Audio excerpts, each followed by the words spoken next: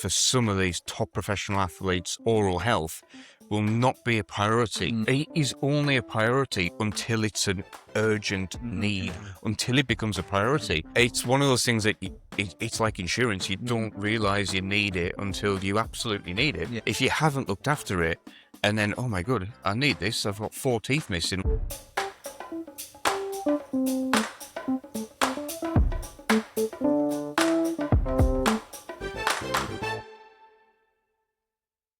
What's your second name, Dave? Westgarth. Westgarth. Westgarth. Westgarth. He's not getting that right. No. No, right. Westgarth. I'll try. How many takes is it going to? How many takes? Right. Gives me great pleasure to welcome the Sports Dentistry Podcast, David Westgarth from the BDJ and the BDA. Well done, John. Yeah, well done. Everybody's coughing because of practice. Did sodium 10 times before we started there. Yeah, I'd have lost the bet if I'd have put something on that. Get it right. Good take. So it's great that we were able to connect again. The first time we met was in Manchester at the last UK Sports Dentistry Association. Tell us your thoughts on that. What gave you the drive to go to Manchester to see what we were doing, and what did you think of the day? So I get so many different conferences around the UK, around Europe, worldwide, where we're sat in Dubai, and I always like things that are interesting, something that's slightly different, something that piques my interest. I think, oh, right, I didn't know about that. Want to find out more. Come across the sports dentistry, I think it must have been on Instagram, and I thought, yeah, I quite like some of that. Had a look at the program. I thought program was excellent. Your program was absolutely brilliant. Got in touch with Imogen, put me in touch with you guys, and I was really grateful that you had us up in Manchester. Takeaways from the conference, it was absolutely fantastic, wasn't it? It was a great day. Honestly, the speakers that you had, Elizabeth, who racked up, she was so good. But I think it just brought the community together. You don't realize how many people out there are working in sports industry until you sit and look out in the audience and you've got 8, 9, 10 tables full of people. You're like, there's quite a lot of us here, isn't there? Great atmosphere, really good chats, and I took so much away, and great day, absolutely great day. Gutted that I missed the cricket in the evening. Well, actually, we were going to touch on that because we're going to touch on that. Yeah. So, yes, you were there for during the day and maybe early on there, but you left and you didn't come to the cricket. You are a massive sports fan yourself, but can you please tell the listeners why you couldn't come? So I missed England's record 304 or 302. 300 over 300. There's over 300 runs. 300 runs in a T20 international. I missed it. That was my birthday. And I'd already made plans to go out and just chew on some fantastic steak, have some cocktails as well. It was a really good night in Manchester. I live in Southeast London. If I didn't live in Southeast London, I'd live in Manchester. Fantastic city, loved it. But there was a bit of me that just died inside when I got back and I saw that score. I was like, what have I missed? What have I missed? It was fantastic, absolutely great. But a great night. Looks like you guys had a great night as well. And I didn't want the pity vote. I didn't want the pity vote. No, that's fair. I didn't want the pity vote. I was working on my birthday, voluntarily working on my birthday. Wasn't going to have it. It was a great conference. Good evening. I think everybody enjoyed the evening. Listen, we'll let you off because it was your birthday. But the most important thing we were there for during the day, which is why we were there in the first place, for the CPD, for the sports dentistry side of things. Can you just give us a little bit of a background in terms of your kind of day-to-day job? Because that's really important in terms of why we connected here while we're in Dubai, and we thought it was really important to get you on, because sports dentistry is going at such a fast pace and it's quite hard to keep up with it. But it's people like yourself who have taken a grasp of it and have given it airtime. But if you can just let the listeners know what it is exactly that you do and how you see sports dentistry develop in your world. Yeah. So I hands up, not a dentist. My background's in journalism and editorial, been in this role for nearly 10 years. And what I think dentistry is about just talking to people, just finding out, well, what do you do? Why do you do it? It actually, sometimes people will sit and think, oh, I've never really thought about that actually, and they will put some thought into it before they dig into it. I think it's about asking the right questions at the right time to the right person, and sometimes you see momentum swings in conversations or where certain ideas are going. I think sports dentistry, particularly on the back of the 2012 Olympics that were held in London, some of the work that Professor Ian Needleman has done since, and the research that's been published on sports dentistry, it's just taken on a life of its own. It's taken some time to get to where it is, because it is quite a small part of dentistry, but actually sometimes these things snowball, and you guys have done so well getting the message out there. And I saw it and I thought, oh yeah, actually I want to know more.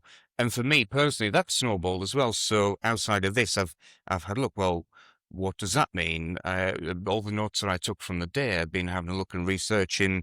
I'll reach out to some of the various different authors, which we'll touch upon, I'm sure, in this conversation later next month and in March, to find out, well, all right, what is it about sports industry that makes you tick? What is it about sports industry that attracted you in the first place?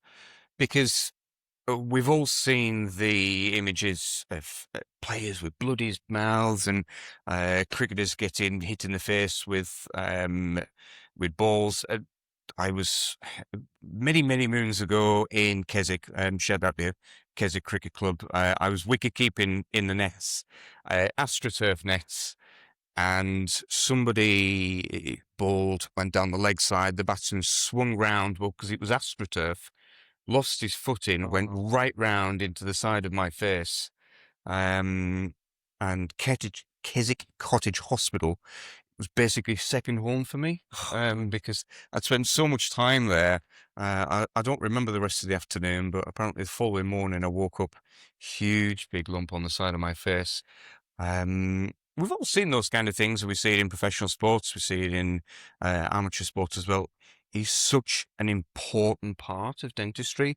We were chatting on the way up, Northampton Saints fly half, Anthony Bellew. He, huge big scar down his mouth, lost a couple of teeth, finding teeth all over the training ground after just a knock, really. And he had emergency work done and was playing the following week. So you guys just had Neil on, and you were talking about the importance of getting somebody in here who had a problem in Dubai. Just that immediacy and that kind of unscheduled nature of sports dentistry, I think it plays a crucial role, because if you're not there, what's going to happen? Everybody's going to filter back into NHS systems or private systems back in the UK. Are the provisions really there? No. So you've carved out a really interesting niche, I think, and I think it's only going to go from strength to strength from what I heard at the conference, what I've seen in various different articles, having spoken to you guys. So yeah, I think you're onto a winner with some of the plans that you've got as well. It's quite interesting. That was quite an interesting conversation about Northampton. Yeah. And the Northampton player. You're a big Northampton. Yeah. Supporter. Actually, I never even tweeted, but how did that come apart? Because you're from Workington and Cumbria. Yeah. I would also say I did do my VT outside Carlisle and Wigton, and I was told that anybody west of Wigton didn't really have teeth. Yeah. So yeah, these are mine. Yeah. Yeah. It was a great place to grow up, actually.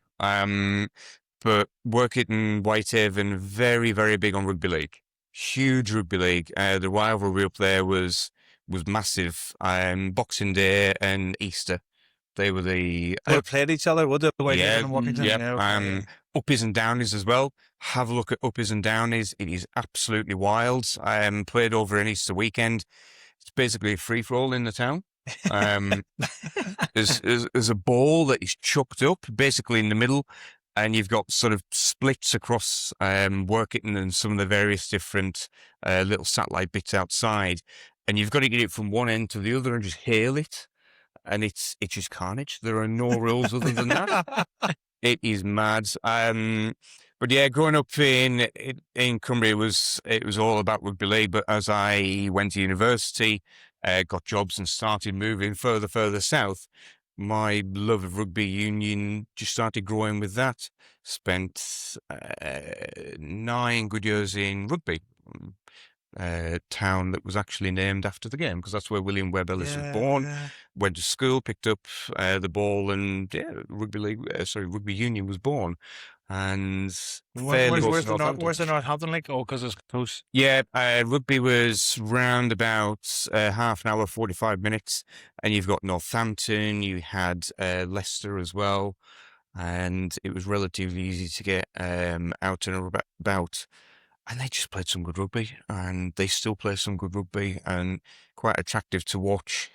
The pace of the game is pretty good, actually. I really do enjoy it, and yeah, they're doing all right. Top of the Premiership at the minute, and doing okay in Europe as well. Sure, we'll get past Cast in the round of 16 in the European, and trip to Bath, and then either Toulouse or back to Bordeaux in the semi-finals, which I'm not entirely sure. I'm looking forward to that one, but but it's a good. You never know. It's good rivalry. They've sort of now starting to get a wee bit of rivalry. You always know when teams are getting good. There's that wee bit of rivalry. And with Henry Pollock's, the Henry Pollock's, he's absolutely magic. He's magical on the field. But people love to hate the villain in sport, don't they?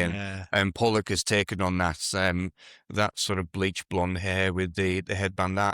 That's becoming an iconic look. And just being different with the celebrations and how he sat against the haka and things like that, so it's a bit of a breath of fresh air. Absolutely. And he's what, 19, 20 years old? Got a bit about him, that's why I like.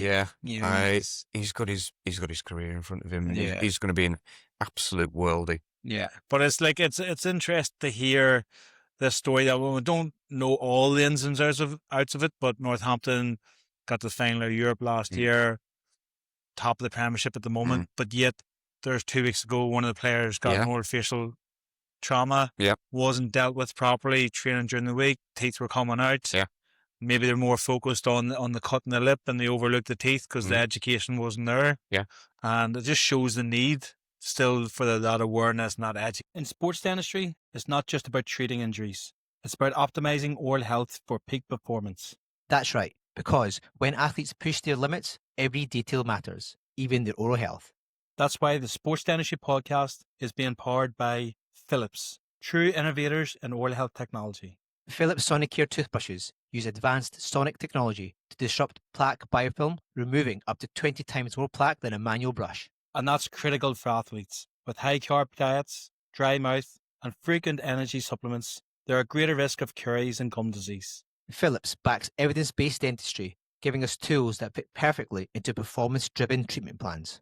So whether you're helping your athletes recover, protect, or perform, elevate your protocol with Philips. Absolutely.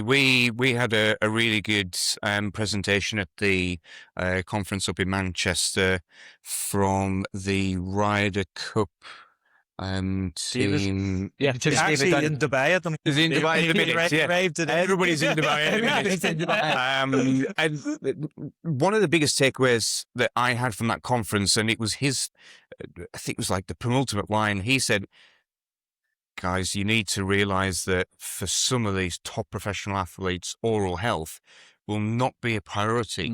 It is only a priority until it's an urgent need, until it becomes a priority. It's one of those things that it's like insurance. You don't realize you need it until you absolutely need it. If you haven't looked after it, and then, oh my God, I need this. I've got 4 teeth missing. Like somebody that grew up walking it. Yeah.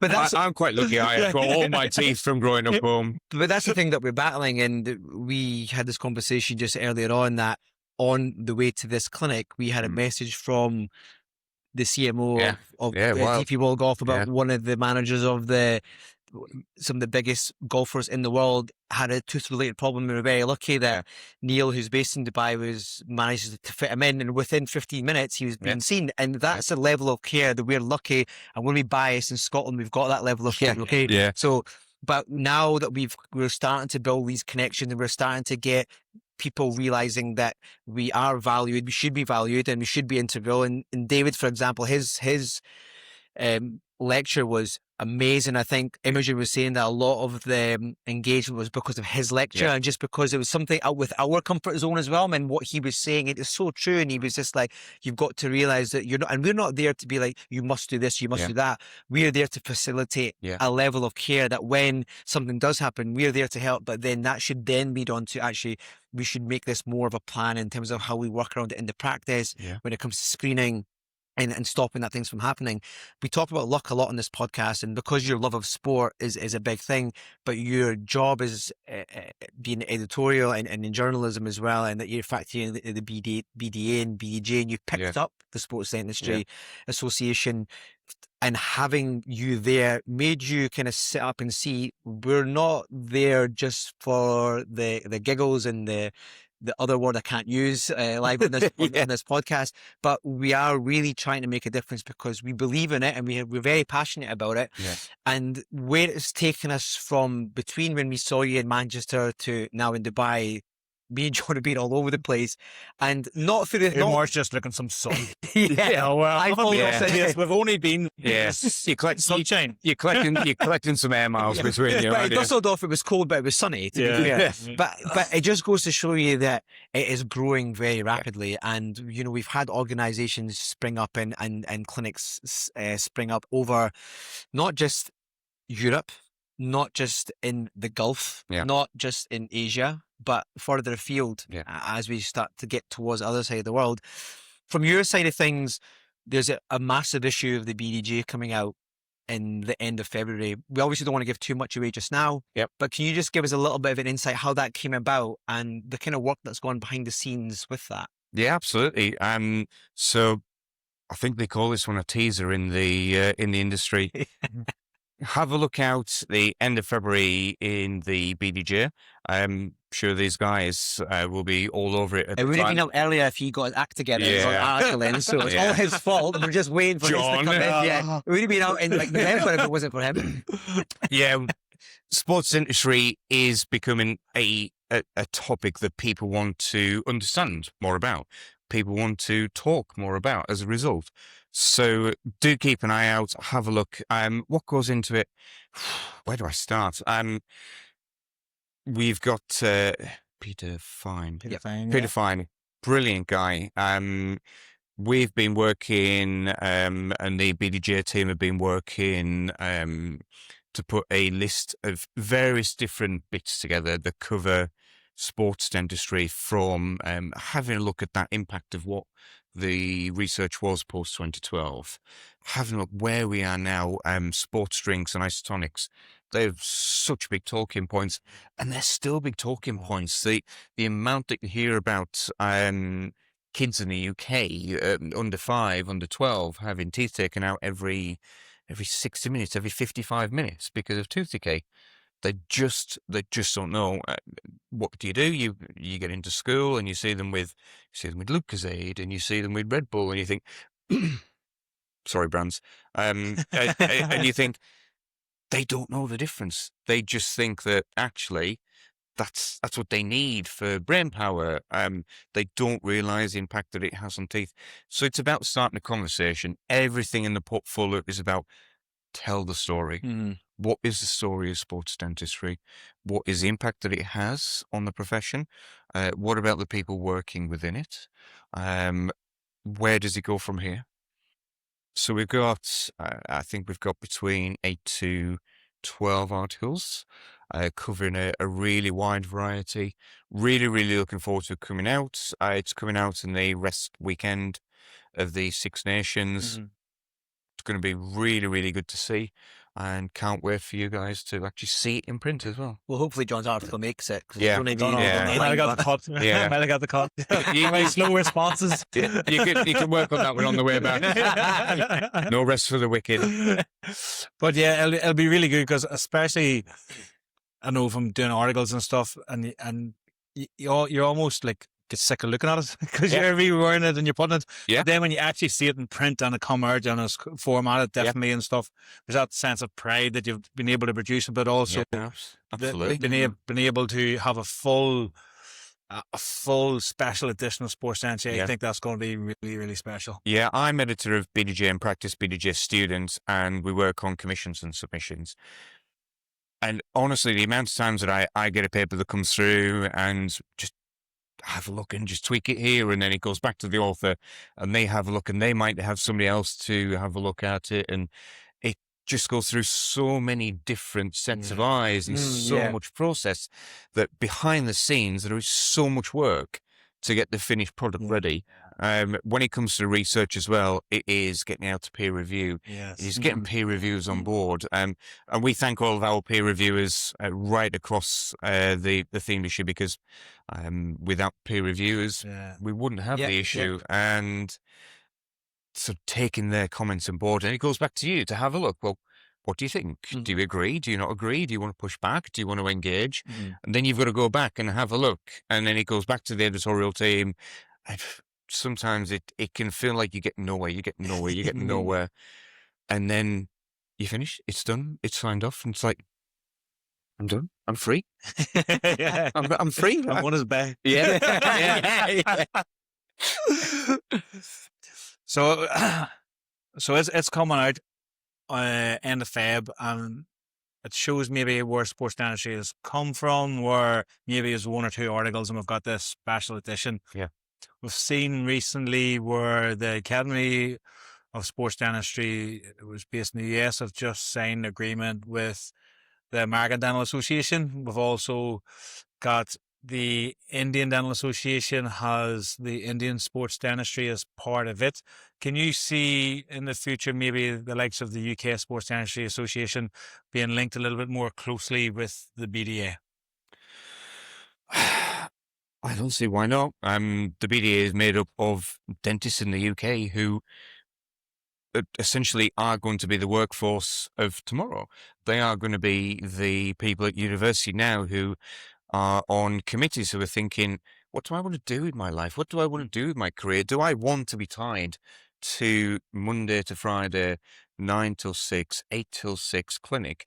Do they want something different? I think we know from various different bits of research, various different bits of data, that people graduate now, they just want something different. People are leaving the NHS, and we've spoken at length about that so many times. But what they want to do is they want something that is going to engage them as a career. Sports dentistry, if you as a graduate, as a postgraduate, are into sports, you don't even necessarily need to be in sports. It's a really interesting career to get into. I spoke to quite a lot of people at the conference. I spoke to a couple of students at post-conference, and they're so engaged. They are so engaged at a young age.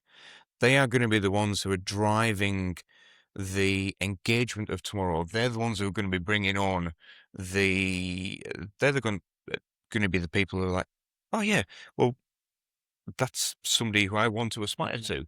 That's going to be like you two of tomorrow. They're good. People are going to see them and think, oh yeah, well, I want to find out more about that. Who do I ask? Where do I go to?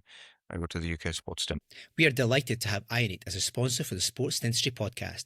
Are you looking for a water bottle that's built to keep up with your active lifestyle? Look no further than Ionate, the totally leak-proof water bottles with triple lock technology to prevent spills no matter where you're headed. With a simple one-touch opening mechanism, you can sip on the go without hassle. Plus, Ionate's sleek modern designs are not only functional, but can be personalised just for you. Made from high-quality steel, these bottles are easy to clean, and best of all, they're sustainable. From 320ml to 1200ml, Ionate has the perfect size for you, whether you're just out for a jog or going on a long hike. And it doesn't stop at the water bottles. Ionate also has travel mugs and flasks to keep your drinks just right wherever you are. Ionate have officially licensed water bottles for the NBA, NFL, MotoGP, and British and Irish Lions, so you know you're getting the best.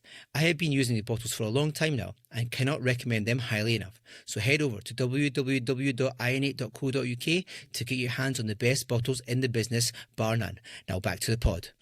Well, that's the thing. There's a saying that I've talked about quite a lot, and it said, you want to leave the shirt in a better place than what you found it. And I was very lucky that Fiona Davison brought me to this level where I would never, without her help, there's no way I can get to where I was. And then I met John and people like him who managed to then take me to another level as well. And we're kind of dovetailing off each other because we are very passionate about it. And there's a lot of dentists who love sport and have never actually decided to amalgamate the two.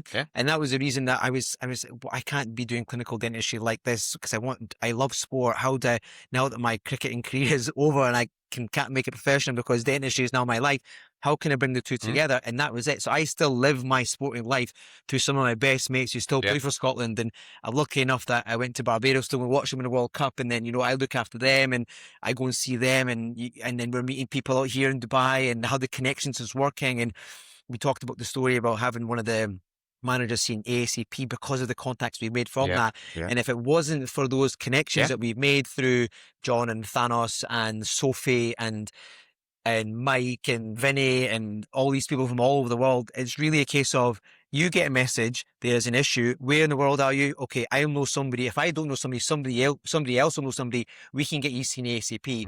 Another great example is I get on the tarmac at Cape Town, put my phone on, I've got a message from the Hearts football doctor. We've got a toothache, can you see him? Within 5 minutes, I was messaging in my Scottish sports dentist group chat. He had an appointment that afternoon to be seen.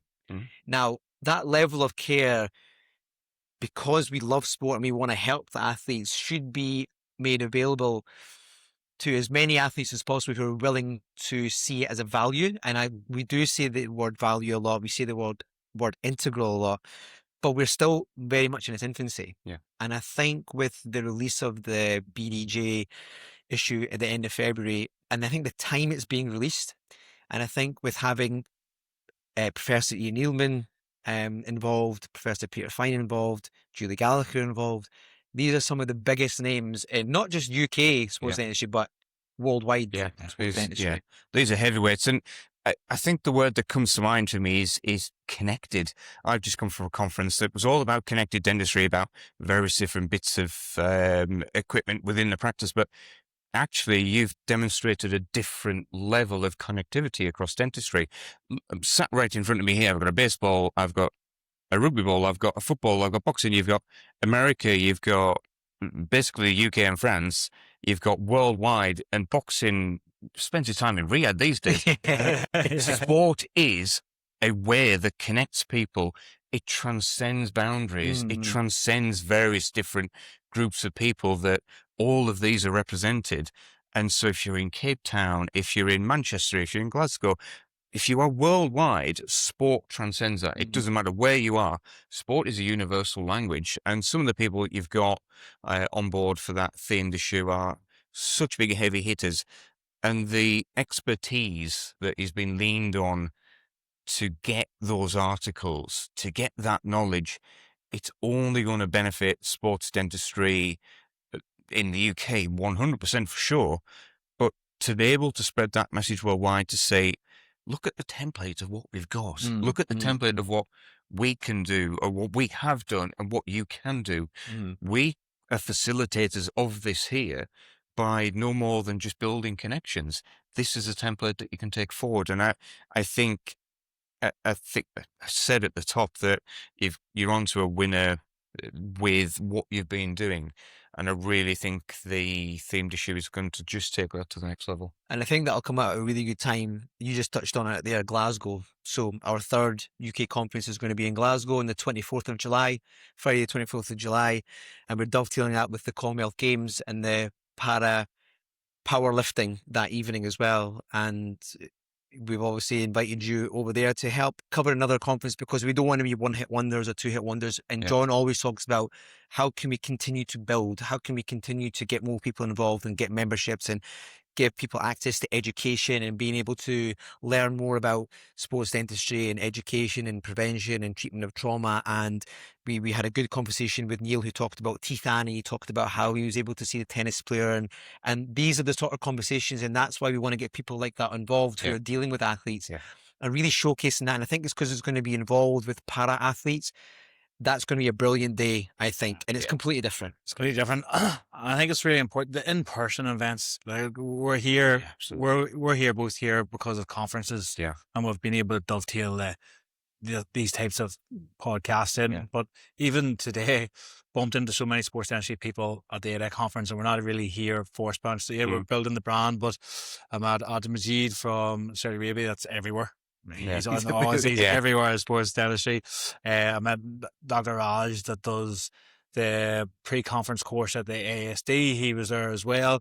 And I met Gisette from University of Birmingham, who helped myself and Peter Fine plan the last Commonwealth Games, the dental support, and she looked after the planning through University of Birmingham for the clinics that were at the Athletes Village. And now I was saying to her today, firstly, I can't believe it's 4 years since Birmingham, but now we're right now again coming up to the Commonwealth Games, and it's these connections. We talked about connections as well, and being able to help out in the scenario we had here tonight, but it was also from being in Dusseldorf, and Eileen, who we spent time with in Dusseldorf, was able to help me out recently because the German rugby sevens team needed scanned. And I was able to contact her to get a sports dentist that she knew wherever they were based in Germany to get them scanned as well. So it's these connections that you build at these in-person events that really mean a lot, and that's why I'm really looking forward to Glasgow. It was really Edinburgh was really good as the launch. Manchester backed it up, and I think Glasgow and the theme as well. We've spoke about this theme with Lisa that was on the podcast there recently.